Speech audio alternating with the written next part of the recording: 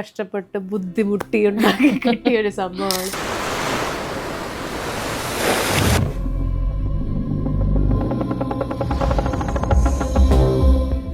ശരിക്കും പറഞ്ഞാൽ നമ്മൾ ചെറുപ്പത്തിലെ ഇങ്ങനെ നമ്മുടെ ഐശ്വര്യ റായ്, സുഷ്മിത സെനൊക്കെ ജയിച്ച സമയത്ത് ഞാൻ സ്കൂളിൽ പഠിക്കുന്ന കാലമായിരുന്നു. അന്ന് അത് കണ്ടപ്പോൾ തൊട്ട് നമ്മളിങ്ങനെ മയക്കം പിടിച്ച് ഇങ്ങനെ എന്തെങ്കിലുമൊക്കെ ഒരു ദിവസം ആവും, അല്ലെങ്കിൽ ഓസ്കർ കിട്ടുന്നു, നാഷണൽ അവാർഡ് കിട്ടുന്നു, അങ്ങനെയൊക്കെ വെറുതെ നിന്ന് പ്രാക്ടീസ് ചെയ്യുമല്ലോ. എനിക്കിപ്പോൾ ശരിക്കും അതൊക്കെയാണ് ഓർമ്മ വരുന്നത്. പറയാനുള്ളത് കഷ്ടപ്പെട്ടാൽ, ഹാർഡ് വർക്ക് ചെയ്താൽ, പിന്നെ ആ ഒരു പാഷനേറ്റ് ആയിട്ടുള്ളൊരു ചെയ്യാനുള്ള ഒരു മനസ്സും ഒരു ധൈര്യം ഉണ്ടെങ്കിൽ ആർക്കും ചെയ്യാം.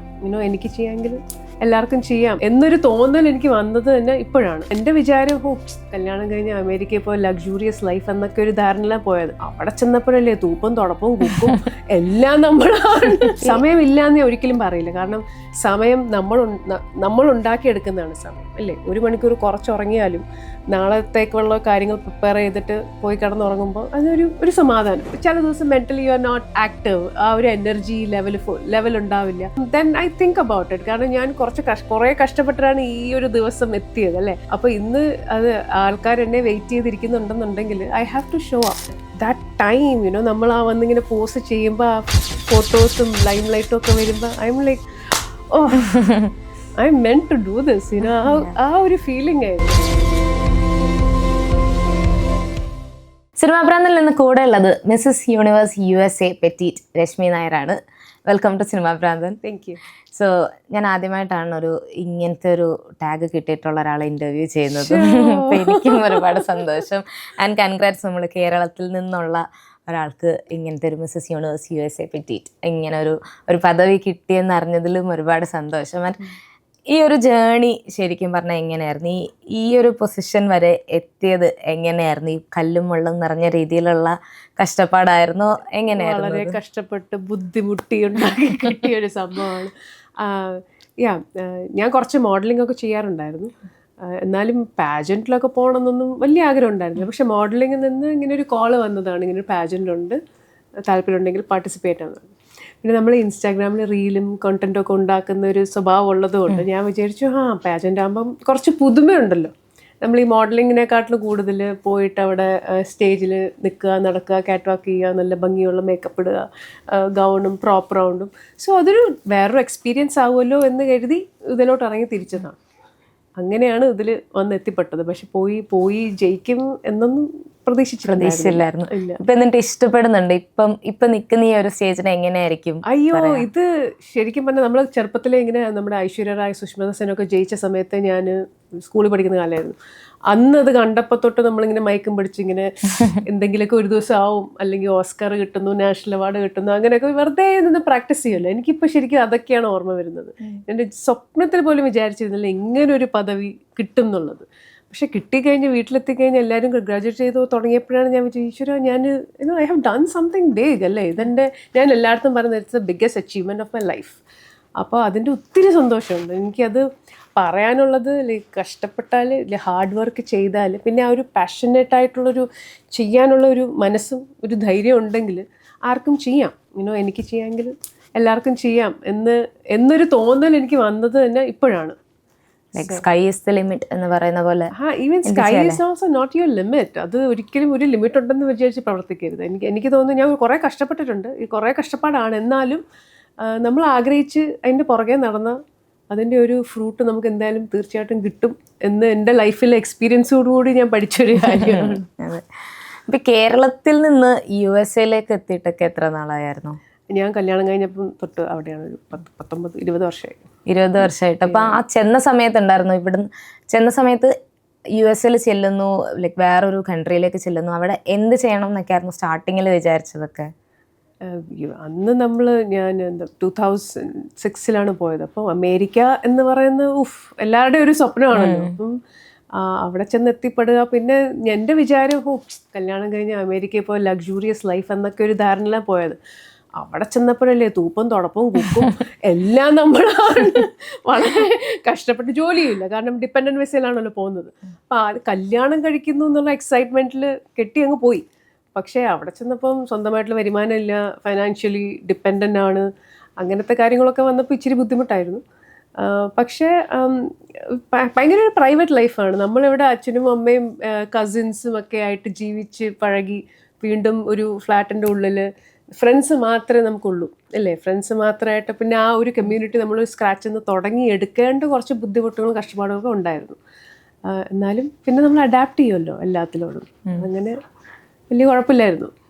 ഇപ്പം അന്നത്തെയും ഇന്നത്തെ ഒരു ഫിനാൻഷ്യൽ സ്റ്റെബിലിറ്റി നോക്കിക്കഴിഞ്ഞാൽ ഒരു ഡിഫറൻസ് പറയാൻ പറ്റുന്നത് എങ്ങനെയായിരിക്കും?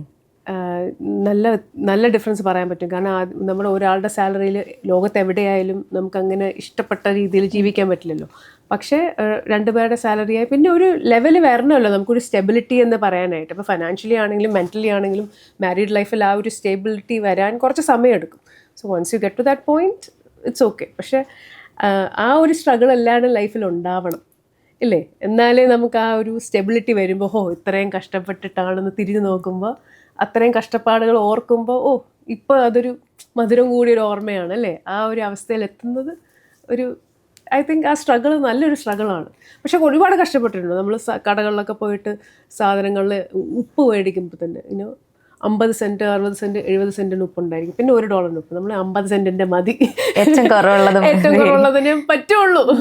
പിന്നെ ഒരു കാര്യം കഴിയുമ്പോഴാണ് പിന്നെ അതിൽ കണ്ടൻറ്റൊക്കെ നോക്കി മേടിക്കാൻ തോന്നുന്നു. അതൊക്കെ ഒരു ഇറ്റ്സ് എ ജേർണി അല്ലേ, അവിടെ വരെ എത്തിപ്പെടുക എന്നുള്ളത് it's A journey. So I M okay. നമ്മൾ സ്ട്രഗിൾ ചെയ്താലും ഞാൻ നേരത്തെ പറഞ്ഞ പോലെ ഹാർഡ് റിസൾട്ട് കിട്ടുമ്പോൾ അതൊന്നും ഐ എം ഗ്ലാഡ് നമ്മളൊക്കെ ആ ഒരു ഫേസിൽ കൂടെ എല്ലാവരും കടന്നു പോകണം അല്ലേ. എന്നാലല്ലേ നമുക്ക് സക്സസ് വരുമ്പോൾ ഇതിൻ്റെ ആ ഒരു സ്വീറ്റ്നെസ് മനസ്സിലാവുന്നത് ഇത്രയും വരുന്ന ഒരു എക്സ്പീരിയൻസിലൂടെയല്ലേ. ഇപ്പം ഞാൻ വന്നു കഴിഞ്ഞപ്പം മോളെ കണ്ടു, മോനുണ്ട് എന്ന് പറഞ്ഞു, ആൻഡ് ഹസ്ബൻഡ്, അമ്മയായിരുന്നെന്ന് തോന്നുന്നല്ലേ ഉണ്ടായിരുന്നത്. അപ്പം ഈ ഒരു ഇപ്പം ഞാൻ പറഞ്ഞ ഈ ഒരു പൊസിഷനിലേക്ക് മിസ്സസ് യൂണിവേഴ്സ് പറ്റിയിട്ട് ഈ ഒരു പൊസിഷനിലേക്ക് എത്താനായിട്ട് അതിനായിട്ടുള്ള കുറേ ഹാർഡ് വർക്കും പ്രാക്ടീസസ് ഒക്കെ വേണം. അപ്പോൾ ഫാമിലി ആൻഡ് ഇത് രണ്ടും എങ്ങനെയായിരുന്നു മാനേജ് ചെയ്യുന്നത്? എല്ലാം ഇങ്ങനെ take it day by day എന്നുള്ള കണക്കിലാണ് പൊയ്ക്കൊണ്ടിരുന്നത്. My family is very understanding. My husband is very supportive. പുള്ളിക്കാരനെ അറിയാം എനിക്ക് ഇതൊക്കെ ഭയങ്കര പാഷനേറ്റ് ആണെന്നുള്ളതും. സോ ഞാൻ ഓഡിഷന് പോവുകയാണെങ്കിലും പ്രോഗ്രാം ഉണ്ടെങ്കിലും പുള്ളിക്കാരൻ ഏറ്റെടുത്തോളും കാര്യങ്ങളും പിള്ളേരുടെ കാര്യങ്ങളൊക്കെ. പക്ഷേ അവരുടെ ഒരു സപ്പോർട്ട് കൊണ്ടിട്ടാണ് എനിക്കിതൊക്കെ ഫോളോ ചെയ്യാൻ പറ്റുന്നത് അല്ലേ, അല്ലെങ്കിൽ പറ്റില്ലല്ലോ. പക്ഷേ family was always very supportive. ഞാൻ തുടങ്ങിയത് ഏഷ്യാനെറ്റിലാണ്, ഒരു ആങ്കറായിട്ടായിരുന്നു. അന്ന് തൊട്ടേ അപ്പം അന്ന് തൊട്ടേ വീട്ടുകാർക്കെല്ലാം അറിയായിരുന്നു ക്രിയേറ്റിവിറ്റി എൻ്റെ ഒരു ഒരു സൈഡ് ബഗ്ഗാണ്. അപ്പോൾ അത് വെച്ചിട്ട് ദേ വർ ഓൾവേസ് സപ്പോർട്ടീവ്. ഞാൻ എന്ത് തീരുമാനം എടുത്താലും എൻ്റെ കൂടെ നിൽക്കുക, എന്നെ സപ്പോർട്ട് ചെയ്യും, മോട്ടിവേറ്റ് ചെയ്യുന്നതൊക്കെ ഫാമിലി തന്നെയാണ്. പിള്ളേരായാലും അവർക്കിപ്പോൾ അറിയാം മമ്മ ഇന്ന് ഓഡിഷന് പോയിരിക്കുകയാണ്, ഇന്ന് രാത്രി ലേറ്റ് ആവും. അപ്പം ആദ്യമൊക്കെ പ്രശ്നം ഉണ്ടായിരുന്നു. പക്ഷേ ഇപ്പം നമ്മൾ പറഞ്ഞ് പഠിപ്പിച്ചു. കാരണം എനിക്ക് എൻ്റേതായ സമയം എടുക്കണം. പിള്ളേരുടെ കൂടെ ഇരിക്കുമ്പോൾ അതൊരു വേറൊരു ടൈം, ഹസ്ബൻഡ് കൊണ്ടിരിക്കും ഒരു ടൈം. പക്ഷേ എല്ലാവരും ഫാമിലി ഉണ്ടെന്ന് കരുതി നമുക്ക് നമ്മുടേതായ സമയം മാറ്റി വെക്കാണ്ടിരിക്കാൻ പറ്റില്ല. അപ്പം എനിക്ക് തോന്നുന്നു എൻ്റേതായ ഒരു പേഴ്സണൽ ടൈം ഞാൻ എന്നിൽ തന്നെ ഇൻവെസ്റ്റ് ചെയ്യുന്നതുകൊണ്ടാണ് എൻ്റെ പാഷൻ ഇതാണെന്നും അതറിഞ്ഞ് മനസ്സിലാക്കി അതിനുവേണ്ടി ഞാൻ വർക്ക് ചെയ്യുന്നതും is because I know myself അല്ലേ. അത് ഫുൾ ടൈം ഫാമിലി എന്ന് പറഞ്ഞ് നടന്നതിന് നമുക്ക് നമ്മുടെ ഒരു വർത്ത് നമ്മൾ അറിയാണ്ട് പോകും. So luckily I have realised my worth and my passion and what I want to do in life. So അത് കാരണം ബാലൻസ് ചെയ്ത് പോകണം. ചില ദിവസമൊക്കെ പാടാണ്, എന്നാലും കുഴപ്പമില്ല, നമ്മൾ എങ്ങനെയെങ്കിലുമൊക്കെ അഡ്ജസ്റ്റ് ചെയ്ത് പോവാം. സമയമില്ല എന്ന് ഒരിക്കലും പറയില്ല. കാരണം സമയം നമ്മൾ ഉണ്ടാക്കിയെടുക്കുന്നതാണ് സമയം അല്ലേ. 1 മണിക്കൂർ കുറച്ചുറങ്ങിയാലും നാളത്തേക്കുള്ള കാര്യങ്ങൾ പ്രിപ്പയർ ചെയ്തിട്ട് പോയി കിടന്നുറങ്ങുമ്പോൾ അതിനൊരു സമാധാനം ചെയ്യാൻ പറ്റും എല്ലാവർക്കും. അത് ചില ദിവസങ്ങളിൽ ഈ ഒരു മെന്റലി നമ്മൾ ഓക്കെ അല്ലാതിരിക്കുന്ന ഒരു സിറ്റുവേഷൻസ് ഒക്കെ വരല്ലേ. അപ്പോൾ ആ സമയത്ത് ഇപ്പം ചിലപ്പം പ്രാക്ടീസ് അല്ലെങ്കിൽ അങ്ങനെ എന്തെങ്കിലും പോയേ തീരുള്ളൂ എന്നുള്ളൊരു സിറ്റുവേഷനാണ്. അതപ്പോൾ എങ്ങനെയായിരിക്കും ഹാൻഡിൽ ചെയ്യുക? ഒരുപാട് അങ്ങനെ വരാറുണ്ട്. എന്നും നമ്മൾ ഹാപ്പി ആയിട്ടിരിക്കില്ലല്ലോ. ചില ദിവസം എനിക്ക് പറ്റാറില്ല, ബെഡിൽ നിന്ന് എണീക്കാൻ തന്നെ പറ്റാറില്ല. എനിക്ക് വയസ്സായി, അതിൻ്റെതായുള്ള പ്രശ്നങ്ങളും. ചില ദിവസം mentally you are not active, ആ ഒരു എനർജി ലെവൽ ഉണ്ടാവില്ല. പക്ഷേ then I think about it. കാരണം ഞാൻ കുറേ കഷ്ടപ്പെട്ടിട്ടാണ് ഈ ഒരു ദിവസം എത്തിയത് അല്ലേ. അപ്പോൾ ഇന്ന് അത് ആൾക്കാർ എന്നെ വെയിറ്റ് ചെയ്തിരിക്കുന്നുണ്ടെന്നുണ്ടെങ്കിൽ I have to show up. അപ്പം മറ്റുള്ളവരുടെ ഒരു കൺവീനിയൻസ് വിട്ടിട്ട് നമ്മൾ പെരുമാറാൻ പാടില്ല. അതും ഞാൻ കുറേ പഠിച്ചൊരു കാര്യമാണ്. You have to be kind, be on time. പങ്ക്ച്വാലിറ്റിയൊക്കെ എനിക്ക് ഭയങ്കര ഒരു കൺസേൺ ആണ്. ഞാൻ എപ്പോഴും 7 മണിക്ക് വരാൻ പറഞ്ഞാൽ ഞാൻ 6:59 അവിടെ 59 അവിടെ എത്തിയിരിക്കും. അങ്ങനത്തെ ഒരു ക്യാരക്ടറാണ്. സോ ഞാൻ ആ ഒരു ബേസിസിൽ I try to do everything എന്നെ കൊണ്ട് പറ്റുന്ന പോലെയൊക്കെ പരമാവധി ഞാൻ ചെയ്യും. പക്ഷേ ചില ദിവസങ്ങളിൽ മടി പിടിച്ചിരിക്കാറുണ്ട്. But I prioritise. ഇപ്പോൾ ഒരു ദിവസം 3-4 കാര്യങ്ങളുണ്ടെങ്കിൽ അതിൽ നിന്ന് 2-3 കാര്യങ്ങൾ ചെയ്താൽ മതി എന്നാണെങ്കിൽ 4-ാമത്തെ കാര്യം ഞാനങ്ങ് വിടും. പക്ഷെ പ്രയോറിറ്റൈസ് ചെയ്തിട്ട് എന്ത് ആവശ്യമാണോ അത് ചെയ്താൽ മതിയല്ലോ. പാത്രം കഴുകാതെ ഒരു ദിവസം പോയി കിടക്കാൻ എനിക്ക് പറ്റും. കാരണം ചില ദിവസം ഒരുപാട് കാര്യങ്ങൾ ചെയ്ത് വീട്ടിൽ വരുമ്പോൾ ഐ എം ടയേർഡ്. പക്ഷേ എനിക്ക് അതിനുള്ള എനർജി ഇല്ലെങ്കിൽ അതിനെപ്പറ്റി ഞാൻ ഓർത്ത് സങ്കടപ്പെടാം. I M like it's okay, പാത്രം നമുക്ക് നാളെ ആയാലും കഴുകാം, ഇന്ന് എനിക്ക് അത്യാവശ്യം എനിക്ക് ഇപ്പം ബെഡിൽ പോയി കിടന്ന് ഉറങ്ങണം. അങ്ങനെയാണെങ്കിൽ ഞാനത് വിട്ടിട്ട് ബെഡിൽ പോയി കിടന്ന് പിറ്റേ ദിവസം പാത്രം കഴുകാം. അങ്ങനെ പ്രയോറിറ്റൈസ് ചെയ്താൽ കുറേയൊക്കെ നമുക്ക് എല്ലാം ഹാൻഡിൽ ചെയ്യാൻ പറ്റും. അപ്പം ഒരു ഇപ്പം ഡേ ഇൻ മൈ ലൈഫ് ചോദിച്ചു കഴിഞ്ഞാൽ എങ്ങനെയായിരിക്കും പോകുന്നത്? ഇപ്പം അതിൽ ഞാൻ ചോദിക്കുന്ന എല്ലാമാണ് സ്കിൻ കെയർ റുട്ടീനും വർക്ക്ഔട്ട് പ്ലാനും ഒരു ഡയറ്റ് പ്ലാനും, ഇതെല്ലാം ഒരു ഡേ ഇൻ മൈ ലൈഫ് ചോദിച്ചു കഴിഞ്ഞാൽ എങ്ങനെയായിരിക്കും? എനിക്ക് അറിഞ്ഞുകൂടി ഈ ഇൻഫ്ലുവൻസസ് ഒക്കെ ഡേ ഇൻ മൈ ലൈഫ് പറയുമ്പോൾ എല്ലാവരുടെയും ദിവസം ഓരോ ദിവസം വ്യത്യാസം ഉണ്ടാവുമല്ലോ. കോമൺ ആയിട്ട് പറയുകയാണെങ്കിൽ ഞാൻ 6 മണിക്ക് എണീക്കണം. കാരണം മോളുടെ സ്കൂൾ ബസ് 7 മണിക്ക് വരും. അപ്പോൾ 6 മണിക്ക് എണീറ്റ് പുള്ളിക്കാരിയുടെ ബ്രേക്ക്ഫാസ്റ്റ് ഒക്കെ കഴിച്ച് ഞാൻ ബസ് സ്റ്റോപ്പിൽ കൊണ്ട് വിട്ട് കഴിഞ്ഞ് വന്നോട്ടെ ഞാൻ ലോഗിൻ ചെയ്യും. I M IT professional. അപ്പോൾ 7 മണിക്ക് ലോഗിൻ വർക്ക് ചെയ്യുന്നുണ്ട്. പണിയില്ലാണ്ട് നടക്കില്ല മോളെ. ഈ മോഡലിംഗ് ഫീൽഡിൽ നമുക്ക് വരുമാനം എന്ന് പറയുന്നത് വളരെ കുറവാണ്. ഇതെന്റെ പാഷൻ കാരണം ഞാൻ സൈഡിൽ കൊണ്ട് നടക്കുന്ന ഒരു കാര്യമാണ്. പക്ഷെ IT ആണ് എൻ്റെ മെയിൻ ബ്രെഡ് ആൻഡ് ബട്ടർ. അതാണ് ലോഗിൻ ചെയ്ത് കുറച്ച് നേരം പണിയെടുക്കും. അത് കഴിഞ്ഞിട്ട് വളരെ റിലീജിയസ് ആയിട്ട് ഞാൻ എന്തെങ്കിലും ഫോളോ ചെയ്യുന്ന ഒരു ലൈഫിലെങ്കിൽ അത് ജിമ്മിൽ പോക്കാണ്. 4 days a week ഞാൻ എങ്ങനെയെങ്കിലും കഷ്ടപ്പെട്ടത് ഒപ്പിക്കും. സോ ഇടയ്ക്ക് ലഞ്ച് ടൈമിലോ അല്ലെങ്കിൽ എപ്പോഴെങ്കിലും ഞാനൊരു 3/4 മണിക്കൂർ പോകും. പിന്നെ തിരിച്ചു വരിക. ഓഫീസിൽ പോകേണ്ട ദിവസമാണെങ്കിൽ രാവിലെ അപ്പം കുളിച്ച് പിന്നെ ഓഫീസിൽ പോവുക, തിരിച്ചു വരിക. വന്ന ഉടനെ നമുക്ക് ഡ്രൈവർ പണിയാണ്. കാരണം മോൻ്റെ ആക്ടിവിറ്റീസ് ഉണ്ടാവും, മോളുടെ ആക്ടിവിറ്റീസ് ഉണ്ടാവും. അപ്പം ഒരു 4 മണി തൊട്ട് 6 മണി വരെ പിക്ക് ആൻഡ് ഡ്രോപ്പാണ്. ഇപ്പോൾ ഒരാളെ പിക്ക് ചെയ്യുമ്പോഴത്തേക്കും മറ്റേ ആളെ ഹസ്ബൻഡ് ഡ്രോപ്പ് ചെയ്യണം. പിന്നെ ആ സമയത്ത് ഡ്രോപ്പ് ചെയ്ത സമയത്തേക്ക് ഇവിടെ പിക്കപ്പ്, അങ്ങനത്തെ കുറച്ച് കാര്യങ്ങളും പിന്നെ ഡിന്നർ പരിപാടികളും പിന്നെ പിള്ളേരോട് കുറച്ച് നേരം സമയം സ്പെൻഡ് ചെയ്യുക. അതൊക്കെ തന്നെയാണ് സ്കിൻ കെയർ റുട്ടീൻ എന്നൊക്കെ പറയുന്നത്. പ്രത്യേകിച്ചൊന്നും അങ്ങനെ മോയ്സ്ചറൈസിങ്ങും സൺസ്ക്രീനുമാണ് മെയിനായിട്ട് എല്ലാവർക്കും രാവിലെ രാത്രി ചെയ്യാനുള്ളത്. അല്ലാണ്ട് പിന്നെ വീക്കെൻഡൊക്കെ കിട്ടുമ്പം വല്ല ഫേഷ്യലോ അങ്ങനത്തെ കാര്യങ്ങളൊക്കെ ചെയ്യും. എനിക്ക് ചിന്തിക്കുമ്പോൾ ഞാൻ വിചാരിക്കണത് എൻ്റെ പെർസ്പെക്റ്റീവിൽ ഞാൻ നോക്കി ഇത്രയും കാര്യങ്ങൾ ഒരാൾക്ക് എങ്ങനെ ചെയ്യാൻ പറ്റും എന്നുള്ളത്. എനിക്കിപ്പോൾ ഞാൻ രാവിലെ എണീക്കുന്നു, ഇപ്പം കുക്കിംഗ് ഉള്ളതുകൊണ്ട് ഇപ്പം ഞാൻ അത് ചെയ്യുന്നു, ഓഫീസിലേക്ക് വരുന്നു, തിരിച്ച് വീണ്ടും ചെന്ന് കുക്കിങ്ങോ അല്ലെങ്കിൽ വായന സിനിമ കാണാൻ ഉറങ്ങാം. അപ്പം തന്നെ ഞാൻ പിന്നെ തീർന്നു, എന്നെ പിന്നെ പിഴിഞ്ഞെടുക്കുന്ന പോലെ ആയിരിക്കും. ഇതിപ്പോൾ ഇത്രയും കാര്യങ്ങൾ ഒരാൾ ചെയ്യുന്നു എന്നുള്ളത് I don't know, I really appreciate you. അതില്ലേ, അത് എനിക്ക് ഇഷ്ടമുള്ള കാര്യങ്ങളുള്ളത് കൊണ്ട് മാത്രമാണ് ഞാനത് ചെയ്യുന്നത്. ഇഷ്ടമില്ലാത്ത കാര്യങ്ങൾ ഞാൻ പറയില്ല, അത് ഞാൻ എനിക്ക് പ്രയോറിറ്റിയിലേ പെടുന്നില്ല. പക്ഷേ എനിക്ക് ജിം എന്നുള്ള കാര്യവും എനിക്ക് ഓഡിഷൻ മോഡലിംഗ് എന്നുള്ള കാര്യവും ഇതൊക്കെ ഞാൻ വളരെ പാഷനേറ്റ് ആയിട്ട് ചെയ്യുന്ന കാര്യങ്ങളായതുകൊണ്ട് എനിക്കതൊരു പ്രശ്നമല്ല. ഞാൻ എങ്ങനെയെങ്കിലും അത് കമ്പൈൻ ചെയ്യും. വേറെ എന്തെങ്കിലും പരിപാടിക്ക് എന്നെ വിളിക്കുകയാണെങ്കിൽ ചിലപ്പോൾ ഞാൻ ഇതുപോലെ മടിച്ചെങ്ങി. പക്ഷെ നമ്മൾ ആഗ്രഹിച്ച് ചില കാര്യങ്ങൾ ചെയ്യുമ്പോഴല്ലേ അത് നമുക്കൊരു പ്രശ്നമേ അല്ല. അതിന് നമ്മൾ സമയമെടുത്ത് ചെയ്യും. ഇപ്പം എനിക്ക് ഇഷ്ടമുള്ള കാര്യങ്ങൾ മാത്രമേ ചെയ്യാറുള്ളൂ. കുക്കിംഗ് എനിക്ക് ഒട്ടും ഇഷ്ടമല്ല, പക്ഷെ നിവൃത്തികേട് കൊണ്ട് ചെയ്തേ പറ്റുള്ളൂ എന്നുള്ളതുകൊണ്ട് അത് ചെയ്യുന്നു. പക്ഷെ എൻ്റെ അടുത്ത് വേറെ എന്തെങ്കിലും എനിക്ക് ഇഷ്ടമില്ലാത്ത എന്തെങ്കിലും കാര്യത്തിന് വിളിക്കണം. ഇപ്പോൾ സപ്പോസ് ഒരു പാർട്ടിക്ക് വിളിക്കാൻ, ഡിന്നറിന്, എനിക്ക് പോകാൻ താല്പര്യമില്ലാത്തൊരു ക്രൗഡാണെങ്കിൽ ഞാൻ പോവില്ല.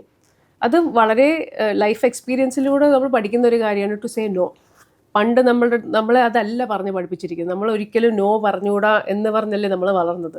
അപ്പോൾ അതൊക്കെ നോ പറയാൻ ഭയങ്കര പാടായിരുന്നു. പക്ഷെ വൺസ് ഐ ലേൺഡ് നമുക്ക് ആവശ്യമില്ലാത്തൊരു കാര്യത്തിന് പോകേണ്ട കാര്യമില്ല. ആരെയും പ്ലീസ് ചെയ്യാൻ വേണ്ടി നമ്മൾ തല കാണിക്കേണ്ട ആവശ്യമില്ല. അപ്പോൾ അതൊക്കെ പഠിച്ചത് കാരണം ഇച്ചിരി മെച്യൂരിറ്റി ലെവലിൽ നമുക്ക് കൂടുമല്ലോ ഒരു പ്രായം കഴിഞ്ഞാൽ. So I say no. എനിക്ക് പറ്റാത്ത കാര്യങ്ങളിലാണെങ്കിൽ നോ, എനിക്ക് ഇന്ന് പറ്റില്ല എന്ന് പറഞ്ഞാൽ പോകാറില്ല. So that's what I said. ആ ഒരു പ്രയോറിറ്റൈസേഷൻ ആണ് every day. It helps you you know to അത്. പിന്നെ അവസാനം ബെഡ് കിടക്കുമ്പോൾ ഒരു പീസ് ഓഫ് മൈൻഡ് ഉണ്ടാവും. ഇന്ന് എനിക്ക് ചെയ്യാനുള്ള കാര്യങ്ങൾ എന്തായിരുന്നു അത് ഞാൻ ചെയ്തു, ഇല്ലേ? ആ ഒരു സാറ്റിസ്ഫാക്ഷൻ മതി. So that works. ഈ മോഡലിംഗ് ആണ് പാഷൻ എന്ന് റിയലൈസ് ചെയ്ത മൊമെന്റ് എപ്പോഴായിരുന്നു? പണ്ടേ ചെറിയ പ്രായത്തിലുണ്ടായിരുന്നതായിരുന്നു? അല്ല, പണ്ടേ എനിക്ക് എന്താ ഈ എനിക്ക് സ്റ്റേജ് ഭയങ്കര. ഞാൻ ചെറുപ്പം തൊട്ടിട്ട് എൻ്റെ ഡാഡി ഒരു ഫ്ലോട്ടസ് ഓർഡർ കോഴിൽ വായിക്കുമായിരുന്നു നല്ലോണം. അപ്പം പിന്നെ നമ്മളെ പാട്ട് പഠിപ്പിച്ചിട്ടുണ്ട്, ഡാൻസ്, അങ്ങനെ കലാപരമായ ഒരുപാട് കാര്യങ്ങൾ ഇൻവോൾവ് ആയിരുന്നു. സോ തിരുവനന്തപുരത്ത് ഏതൊരു സ്റ്റേജ് ഉണ്ടെങ്കിലും ഞാനും എൻ്റെ ചേട്ടനും അവിടെ പാർട്ടിസിപ്പൻസ് ആയിരിക്കും. അപ്പം കൊച്ചിലെ തൊട്ടേ സ്റ്റേജിൽ കയറിയതുകൊണ്ടായിരിക്കാം എനിക്കിത് ഭയങ്കര ഇഷ്ടമാണ്. ഈ സ്റ്റേജ്, ലൈം ലൈറ്റ്, ഫോട്ടോ എന്നൊക്കെ പറയുന്നത് I grew up with that. അതുകൊണ്ട് അതായിരിക്കാം ഡാൻസിനാണെങ്കിലും സ്റ്റേജിൽ കയറുക, പാട്ട് പാടാൻ സ്റ്റേജിൽ കയറുക, മോഡലിങ്ങിന്, റാമ്പ് വാക്ക്, ഇതൊക്കെ ഒരു സ്റ്റേജിൽ നിൽക്കുന്ന കാര്യങ്ങളല്ലേ. സോ അത് ചെറുപ്പം തൊട്ടിട്ടേ it was inbuilt in me. പിന്നെ മോഡലിംഗ് എന്ന് പറയുന്നത് ഒരിക്കലും എനിക്ക് growing up I never thought ഞാനൊരു മോഡലിംഗ് ഫീൽഡിലൊക്കെ വരും എന്നുള്ളത്. പക്ഷേ വെറുതെ ഓഡിഷന് പോയി കിട്ടിയപ്പോൾ, ചാൻസ് കിട്ടി, ഐ ക്യാൻ ഡൂ ഇറ്റ് എന്നുള്ളൊരു കോൺഫിഡൻസ് വന്നപ്പോൾ പിന്നെ ഓക്കെ, എന്നാൽ പിന്നെ അതിൽ എത്രത്തോളം മുന്നോട്ട് പോകാം അത്രത്തോളം മുന്നോട്ട് പോകാമെന്ന് കരുതി കഷ്ടപ്പെട്ട് ഓപ്പർച്യൂണിറ്റീസൊക്കെ തപ്പിയെടുത്ത് പോകാൻ തുടങ്ങിയപ്പം അത് it worked out. First time ആ റാമ്പിൽ നിന്നപ്പം തോന്നിയൊരു ഐ വിൽ നെവർ ഫർഗെറ്റ്. അത് എനിക്ക് മിനസോട്ട ഫാഷൻ വീക്കിൻ്റെ ആയിരുന്നു. അത് ഇതുപോലെ രാവിലെ ചെല്ലാൻ എനിക്കൊരു ഐഡിയ ഉണ്ടായിരുന്നില്ല. അപ്പം ഞാൻ പോയി, അവർ തന്നെ മേക്കപ്പ് ഇട്ട് തരുന്നു, അവർ ഹെയർ ചെയ്ത് തരുന്നു, ഭയങ്കര ട്രീറ്റ്മെൻറ്റ്, ഭയങ്കര ഒരു model kind of A treatment. എന്നിട്ട് അവർ തരുന്ന ഡ്രസ്സ്, അവർ തരുന്ന ഷൂസ് എല്ലാം ഇട്ടിട്ട് യു ജസ്റ്റ് ഹാവ് ടു കാറ്റ് വാക്ക് ചെയ്ത് വരിക, ഫോട്ടോ എടുക്കുന്നത്, അതെനിക്ക് ഒരിക്കലും മറക്കാൻ പറ്റില്ല. ദാറ്റ് ടൈം നമ്മൾ ആ വന്നിങ്ങനെ പോസ്റ്റ് ചെയ്യുമ്പോൾ ആ ഫോട്ടോസും ലൈം ലൈറ്റും ഒക്കെ വരുമ്പോൾ I M like I M meant to do this. ആ ഒരു ഫീലിംഗ് ആയിരുന്നു. കാരണം തിരുവനന്തപുരത്തുനിന്ന് വളർന്ന് വലുതായി, ലൈക്ക് ഞാൻ സ്വപ്നത്തിൽ പോലും വിചാരിച്ചതല്ല ഇങ്ങനെ ഒരു ചാൻസ് കിട്ടും എന്നുള്ളത്. കാരണം നമ്മുടെ മനസ്സിൽ മോഡലിംഗ് എന്നൊക്കെ പറയുമ്പം നല്ല പൊക്കവും അല്ലേ, ആ ഒരു ഫേസും സൈസ് 0 ഫിഗർ, അങ്ങനത്തെ കുറേ മിസ്അണ്ടർസ്റ്റാൻഡിങ് അല്ല, അതാണ് ഒരു ഐഡിയ, കോൺസെപ്റ്റ് എന്ന് പറയുന്നത്, മോഡലിൻ്റെ ഒരു കോൺസെപ്റ്റ് അതാണ്. അപ്പോൾ ഞാൻ വിചാരിക്കും എനിക്ക് പൊക്കവും ഇല്ല, കാണാനും വലിയ മോഡൽ ഫേസ് ഒന്നും അല്ല, ഐ എം ജസ്റ്റ് നോർമൽ ഒരു കോമൺ ഗേൾ ഫേസ് ആണ്. So I never expected or I never thought ആഗ്രഹം ഉണ്ടെങ്കിലും ഇതൊക്കെ ഇങ്ങനെ വന്ന് എത്തിച്ചേരുന്ന ഒരിക്കലും പ്രതീക്ഷിച്ചതല്ല. പക്ഷേ ആ ഒരു ഓഡിഷന് പോകാം എന്ന് പറഞ്ഞ് ഞാനൊരു ധൈര്യം കാണിച്ചത്, that was A first step. അത് കഴിഞ്ഞ് ഓഡിഷൻ കിട്ടിക്കഴിഞ്ഞപ്പോഴാണ് ഞാൻ വിചാരിച്ചു ഒരിടത്ത് കിട്ടിക്കഴിഞ്ഞാൽ ഇനി ട്രൈ ചെയ്യാമെന്നുള്ള എന്തോ ഉള്ളത് കൊണ്ടാണല്ലോ അവർ സെലക്ട് ചെയ്തത്. സോ പിന്നെ ഞാൻ യൂട്യൂബ് നോക്കി കുറേ പഠിച്ചു, എങ്ങനെ പോസ് ചെയ്യാം എന്നുള്ളതും, റാമ്പിൽ എന്താണ് ഒരു പ്രോഡക്റ്റ് നോക്കുന്നതെന്നും, ഇപ്പം ഡ്രസ്സാണെങ്കിൽ എങ്ങനെ വാക്ക് ചെയ്യണമെന്ന്, അപ്പോൾ ഷൂസ് ആണെങ്കിൽ എങ്ങനെയാണ്, ജ്വല്ലറി ആണെങ്കിൽ എങ്ങനെ പോർട്രേ ചെയ്യണം എന്നുള്ള കാര്യങ്ങളൊക്കെ എല്ലാം സെൽഫ് ടോട്ടാണ്. അങ്ങനെ അതിനുവേണ്ടി കഷ്ടപ്പെട്ട് പഠിച്ചു ഞാൻ. ദെൻ പിന്നെ നമ്മൾ പെർഫോം ചെയ്യുമ്പം ആൾക്കാർ നോട്ട് ചെയ്യുമല്ലോ, ആ ഒരു തരത്തിൽ നമ്മൾ ഫോട്ടോസ് എടുത്ത് കൊടുക്കുമ്പോഴൊക്കെ കുറച്ചൊക്കെ ആൾക്കാർ നോട്ടീസ് ചെയ്യും. അത് ഹാർഡ് വർക്കാണ്. ഇപ്പോഴും അങ്ങനെ ഓഡീഷൻസ് അറ്റൻഡ് ചെയ്യേണ്ടവരും പിന്നെ എല്ലാം ഒരു വ്യത്യാസം എൻ്റെ ലൈഫിൽ വന്നിട്ടില്ല. ഇപ്പോഴും ഞാൻ ഓഡിഷന് പോകും, I don't have A problem. എനിക്ക് ഓഡിഷൻ ഭയങ്കര ഇഷ്ടമാണ്. ഞാൻ കഴിഞ്ഞ വർഷം തന്നെ ഒരു 10-20 ഓഡിഷന് പോയി, ഒന്നും കിട്ടിയിട്ടില്ല. I never got select. പക്ഷെ എന്നാലും ഐ എം ഓക്കെ. ആദ്യമൊക്കെ പോയിട്ട് കിട്ടാണ്ടിരിക്കും. എൻ്റെ വിചാരം എന്താ അറിയാമോ, നമ്മൾ ഓഡിഷന് പോയി നമ്മളെന്തോ ഭയങ്കര അടിപൊളിയായിട്ട് ചെയ്തു, ഇപ്പം വിളിക്കും. പക്ഷെ വിളിക്കാറില്ല. പക്ഷെ രണ്ടാമത്തെ തവണ പോയിട്ട് ഞാൻ വിചാരിക്കും, ഞാൻ വീട്ടിൽ വന്ന് എൻ്റെ ഹസ്ബൻഡ് പറയണം ഭയങ്കര അടിപൊളിയായി, ഇതെനിക്ക് കിട്ടിയതാണ്, അതും കിട്ടിയില്ല. പക്ഷെ ഞാൻ പോണതൊക്കെ നല്ല നല്ല ബ്രാൻഡഡ് ഇതിൻ്റെ ഓഡിഷൻസിനായിരുന്നു, പക്ഷെ ഒന്നും കിട്ടിയില്ല. ബട്ട് ഇറ്റ്സ് ഓക്കെ, അതൊരു ഫെയിലിയറായിട്ട് ഞാൻ കണക്കാക്കുന്നില്ല. അതെനിക്കൊരു എക്സ്പീരിയൻസ് ആണ്. ഞാൻ പോവും, ഞാൻ അതിനെപ്പറ്റി ഒരു റീൽ ഉണ്ടാക്കും, കോണ്ടന്റ് ഉണ്ടാക്കും, ടാഗ് ചെയ്യും, പുതിയ ആൾക്കാരെ പരിചയപ്പെടും. ഓരോ തവണ ഓഡിഷനിലും ഓരോ കാര്യങ്ങളാണ് ചോദിക്കുന്നത്. So I validate myself. ഇവിടെ ഞാൻ ഇങ്ങനെ എനിക്ക് ചെയ്യാൻ പറ്റി, അല്ലെങ്കിൽ അടുത്തത്തോ ഇതൊക്കെയാണ് ചെയ്യുന്നത്. അപ്പം ഐ എം ഗ്രോയിങ്, അല്ലെ ഐ എം ലേണിങ് ത്രൂ. അപ്പം it's okay. I enjoy the process. ഇപ്പോൾ പാജന്റിന് പോയപ്പോഴാണെങ്കിലും ഐ എൻജോയ്ഡ് ദ പ്രോസസ്സ്. എനിക്ക് വിൻ ചെയ്യുന്നതിനെക്കാട്ടിലും ആ കോമ്പറ്റേറ്റീവ് മൈൻഡിനെക്കാട്ടിലും എനിക്ക് പോയിട്ട് ആ പ്രോസസ്സ്, ആ journey is what motivated me. ഇതിൻ്റെ ഇനി അടുത്ത സ്റ്റെപ്പ് എന്തായിരിക്കും? അടുത്തത് മിസ്സസ് യൂണിവേഴ്സ് എന്ന് പറഞ്ഞ പാജൻ്റാണ്, ഇൻ്റർനാഷണൽ മിസ്സസ് യൂണിവേഴ്സ്. അത് ഒക്ടോബറിലാണ് മെനിലയിൽ. അപ്പം അതിനും എനിക്ക് പോകണം. ഞാൻ എല്ലാവരുടെ അടുത്തും പറയുന്നത് അതേ കാര്യമാണ് ഞാൻ റിപ്പീറ്റ് ചെയ്ത് പറയാൻ പോകുന്നത്. എനിക്ക് പോകുന്നത് അഗൈൻ കോമ്പറ്റീഷൻ എന്നുള്ള മനസ്സിലല്ല. ഇപ്പം ഞാൻ ഈ ഒരു സ്റ്റേജിൽ എത്തിയപ്പോൾ എൻ്റെ അടുത്ത് പലരും പറഞ്ഞു, പൊക്കവും ഇല്ലല്ലോ, വണ്ണവും വെച്ചാൽ ഐ എം നോട്ട് സൈസ് 0. ആ ഒരു കാറ്റഗറിയിൽ എങ്ങനെ, how can you go compete? I M confident. എൻ്റെ സൈസും ഷേപ്പും എങ്ങനെ ഇരുന്നാലും ഐ എം ഓക്കെ. എനിക്ക് അവിടെ പോയി ആ മറ്റുള്ള മോഡൽസിൻ്റെ കൂടെ നിന്ന് ഒരു പടം എടുത്തിട്ട് എനിക്ക് പറയണം, I made it this far. നാട്ടിലെ തിരുവനന്തപുരത്ത് ഉള്ളൂർ പ്രശാന്ത് നഗറിൽ നിന്ന് വന്ന ഈ കുട്ടി has made it this far. അപ്പോൾ എന്നെ കൊണ്ട് ഇത്രയും ചെയ്യാൻ പറ്റുമെങ്കിൽ എനിബഡി ക്യാൻ ഡ്രീം ഇല്ലേ? ഇച്ചിരി ഒരു ആഗ്രഹവും ഇച്ചിരി ഹാർഡ് വർക്കും ഡെഡിക്കേഷനും ഉണ്ടെങ്കിൽ നമ്മൾ ആഗ്രഹിക്കുന്ന ഇപ്പോൾ പാജൻ്റായിട്ടല്ല, എന്ത് പ്രൊഫഷൻ ആണെങ്കിലും ഇച്ചിരി ആഗ്രഹിച്ച് കുറച്ച് ഹാർഡ് വർക്ക് ചെയ്ത് അവിടെ എത്താൻ പറ്റും എന്ന് എനിക്ക് ഇൻസ്പയർ ചെയ്യണം. അതിനു വേണ്ടിയിട്ട് ഞാൻ പോകുന്നത്. പ്ലസ് എനിക്കും എൻ്റെ ഒരു സാറ്റിസ്ഫാക്ഷന് വേണ്ടിയിട്ട് ഇത്രയും വലിയൊരു ഇൻ്റർനാഷണൽ സ്റ്റേജിൽ എനിക്ക് ചെന്നെത്താൻ പറ്റി, അതും എൻ്റെ മാത്രം ഹാർഡ് വർക്ക് കൊണ്ടിട്ട്. So I am very proud of that. I am very proud of myself and I want to inspire young girls or women of all age. നമുക്കൊരു പാഷൻ ഉണ്ടെങ്കിൽ പ്രായമൊന്നും നോക്കണ്ട അല്ലേ?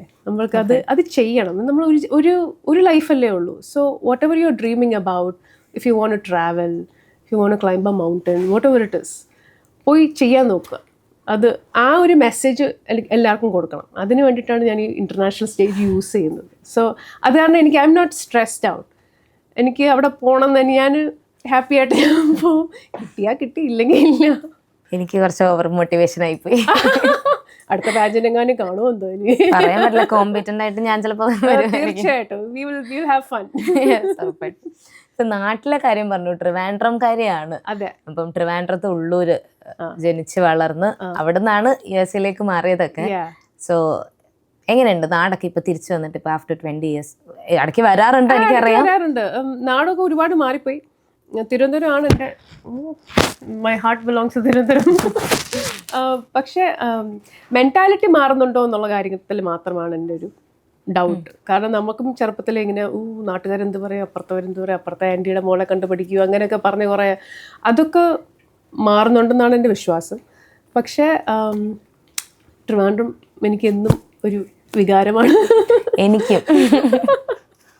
ഞാൻ ട്രിവാൻഡ്രംകാരിയല്ല, സ്റ്റിൽ ഞാൻ പഠിച്ചത് അവിടെ ആയതുകൊണ്ട് ഞാൻ ട്രിവാൻഡ്രം എന്ന് കേട്ടപ്പോൾ തന്നെ ഒരു ഞെട്ടൽ വന്നത്. അല്ല, കേരളം എന്ന് പറയുന്നത് തന്നെ ഇപ്പം എനിക്ക് ഈ മിസ്സസ് യൂണിവേഴ്സിന് പോകാൻ നേരത്ത് ഈ ടൈറ്റിൽ എനിക്ക് പറ്റില്ല. കാരണം പെറ്റീറ്റ് എന്നൊരു കാറ്റഗറി അവിടെ ഇല്ല. അപ്പം മിസ്സസ് യൂണിവേഴ്സ് USA പറ്റില്ല. That belongs to someone else. അപ്പം ഈ കാറ്റഗറി അല്ല എനിക്കുള്ളത്. അപ്പം ഞാൻ ചോദിച്ച് മേടിച്ച് എനിക്ക് ഇന്ത്യ എന്ന് പറഞ്ഞൊരു ഇത് തരുമോ? കാരണം ഐ ആം എൻ ഇന്ത്യൻ. അപ്പം ഞാൻ എന്തെങ്കിലും പ്രൊമോട്ട് ചെയ്യുകയാണെങ്കിൽ USA കൂടുതലായിട്ട് എനിക്ക് ചെയ്യാനുള്ളത് ഇന്ത്യയാണ്. അപ്പം മിസ്സസ് ഭാരത് USA യൂണിവേഴ്സാണ് എൻ്റെ ടൈറ്റിൽ.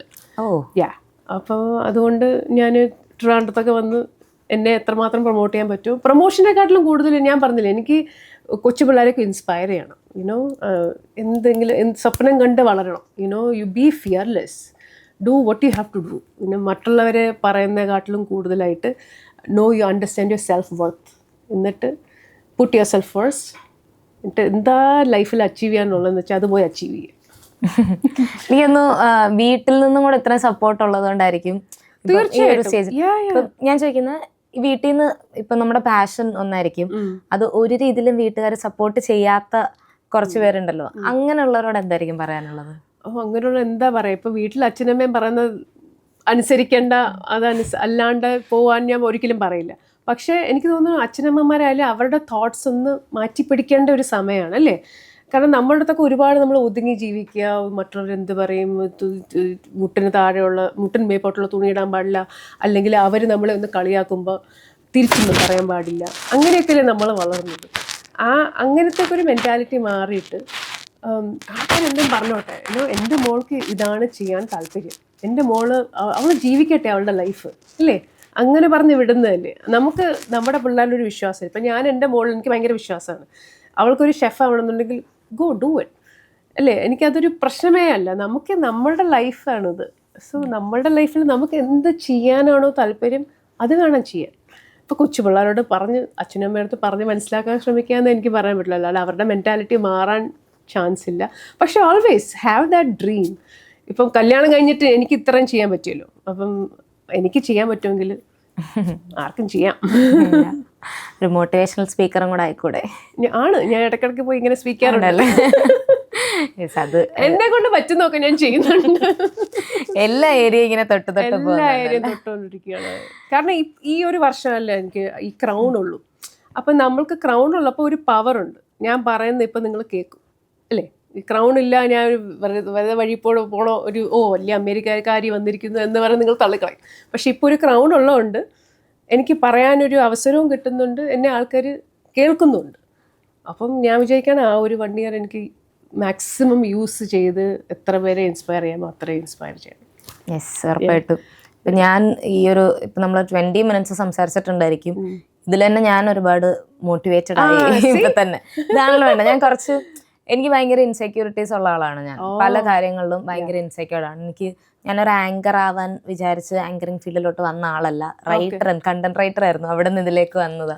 അതിലൊക്കെ ഭയങ്കര ഇൻസെക്യൂരിറ്റീസ് ഉണ്ടായിരുന്നു. അതെല്ലാം ഇങ്ങനെ ഫൈറ്റ് ചെയ്ത് വന്ന വീണ്ടും എനിക്ക് ഇൻസെക്യൂരിറ്റി ഹിറ്റ് ചെയ്ത് തുടങ്ങുന്ന മൊമെന്റിലാണ് ഈ ഇന്റർവ്യൂ നടന്നത്. I am so proud of you. You know നമ്മൾ ആ ഇൻസെക്യൂരിറ്റി നമ്മൾ മാറ്റണം. കാരണം നമ്മളെ ആരും മാറ്റാൻ പോണില്ല അല്ലേ? നമ്മൾ കൊച്ചിലെ തൊട്ടേ ഈ insecurities we live with it.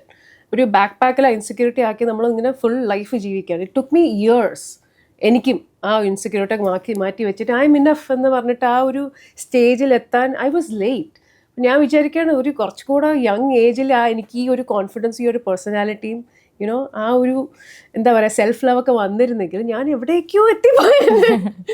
പക്ഷേ അതാണ് ഇപ്പോൾ നമ്മളിപ്പോൾ to you that is what I have to say. You know ഒരിക്കലും നമ്മുടെ ഇൻസെക്യൂരിറ്റീസിനെ വെച്ച് നമ്മൾ ഒരിക്കലും ചിന്തിക്കരുത്. അത് ആർക്കാണ് ഇൻസെക്യൂരിറ്റി ഇല്ലേ? Why are you bothered about anyone else? You know you should be only bothered. നമ്മൾ കണ്ണാടിയുടെ മുമ്പിൽ നോക്കിയിട്ട് എന്ന് രാവിലെ ഹൈഫൈ കൊടുക്കുക. Because all who cares about you the most? You. അല്ലേ? So do what your heart wants to do. അതാണ് നമ്മൾ ഹാർഡ് വർക്ക് ചെയ്യാന്ന് പറയുന്നത്. ആ ഒരു പോയിന്റിൽ എത്തിപ്പെടാനും financially you have to be independent. That is the first thing. അത് കഴിഞ്ഞ് കഴിഞ്ഞാൽ പിന്നെ നമുക്കൊരു സ്റ്റാൻഡ് ഉണ്ടാവുമല്ലോ, ഒരു ധൈര്യം വരും. എന്നിട്ട് അവിടെ നിന്ന് പോവുക. Thank you. അപ്പോൾ കുറേ സംസാരിച്ചു. Thank you so much. And you look so beautiful. ഞാൻ കുറേ നേരമായിട്ട് ഇങ്ങനെ നോക്കായിരുന്നു. മേക്കപ്പാണ്. നാച്ചുറൽ ബ്യൂട്ടിയുടെ പുറത്ത് മേക്കപ്പ് ഇടാകുമ്പോഴല്ല കുറച്ചുകൂടെ അത് എൻഹാൻസ് ചെയ്യല്ലോ. ഞാൻ കൂടെ കൊണ്ടുപോകാം കേട്ടോ. ഓക്കെ, അപ്പോൾ താങ്ക് യു സോ മച്ച്. നമുക്ക് അടുത്തൊരു ക്രൗണൊക്കെ കിട്ടിയിട്ടും അല്ലാതെയും എല്ലാം ഇനി വീണ്ടും കാണാം. അപ്പോൾ thank you so much. Sure, thank you so much.